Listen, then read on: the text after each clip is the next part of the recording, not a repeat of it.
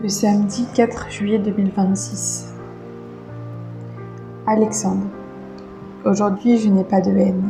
J'ai seulement une immense déception. Je suis déçue de l'homme que tu es. Je me sens trahie par l'ami que tu as été pour moi.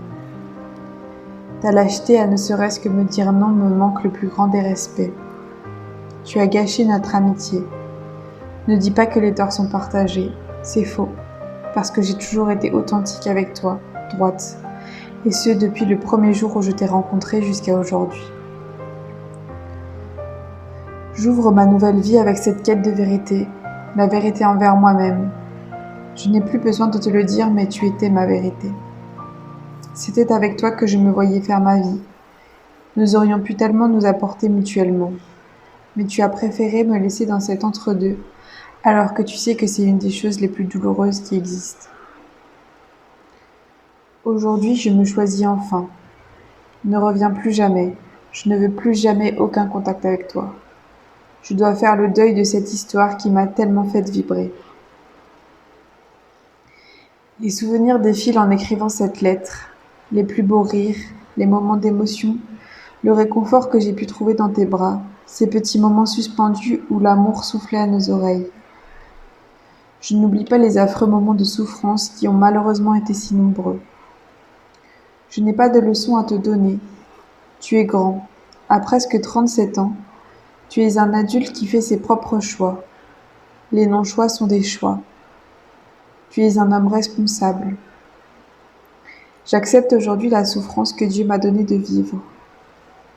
J'ai fait de nombreux choix erronés. Je m'en suis beaucoup mordu les doigts.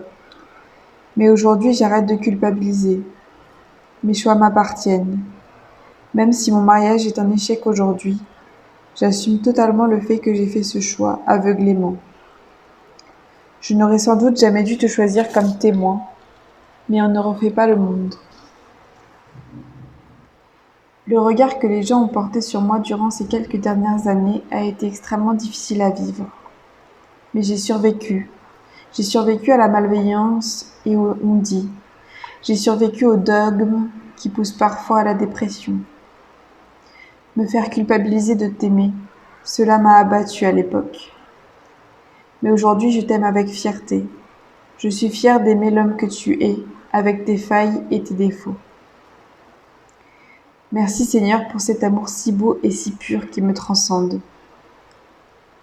La vie va continuer son chemin et chaque jour je te confierai encore et encore à Jésus qui a souffert pour que toi tu ne souffres plus.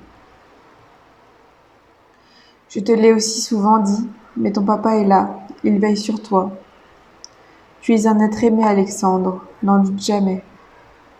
Je ne serai plus jamais là physiquement pour te le redire, mais je veux que tu le gardes en tête.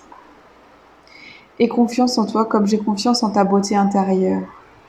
Quand tu doutes, pense à ceux qui croient en toi.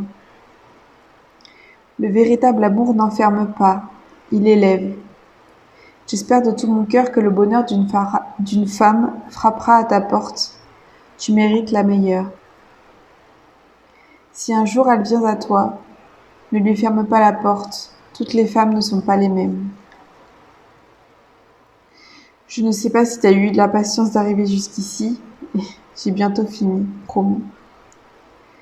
Que te dire de plus, Alexandre? Je remercie le ciel de t'avoir mis sur mon chemin. Toute cette histoire, si douloureuse soit-elle, m'a fait énormément grandir. Tu as fait partie de presque un tiers de ma vie, de mes 19 ans à mes presque 27 ans. Tu te rends compte? Tu as été le témoin de toute ma vie de femme. Je suis maintenant prête à affronter la vie, sans toi. À nous deux. Louise.